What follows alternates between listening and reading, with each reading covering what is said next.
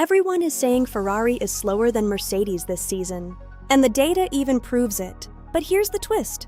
Lewis Hamilton might still win races. How? Let's break it down. Ferrari is losing around 0.5% per lap on power-sensitive tracks. That may sound small, but in Formula One, that's massive. Tracks like Spa and Monza expose this weakness because they rely heavily on engine power. And top speed.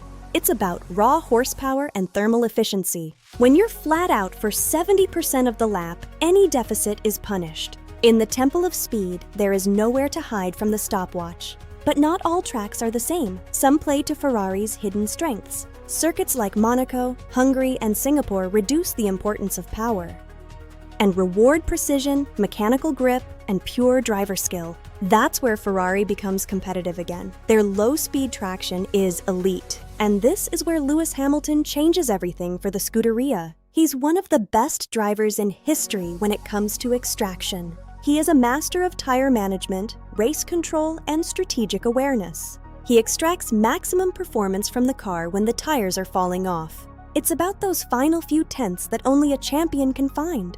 In high-pressure sessions, he is relentless. He never gives an inch. He turns a good car into a winning one. He is the ultimate force multiplier. And that's why this partnership is the most fascinating story in the paddock.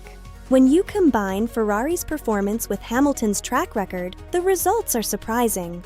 Hungary ranks highest with a 9.6 chance of victory. That's a huge outlier.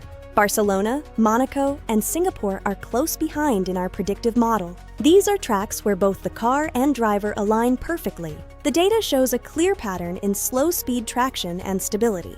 These are the areas where Ferrari still holds a technical edge over the field. Add Hamilton's precision into that mix and you have a lethal combination. It's a game of strategic positioning and playing to your strengths. But at tracks like Spa and Monza, the story is very different for the Tifosi. Even with Hamilton, the chances drop significantly. The math just doesn't work. The car simply lacks the top-end performance needed to compete at the front. On those long straights, that draggy rear wing becomes a major liability. It's a mathematical disadvantage they simply can't drive around.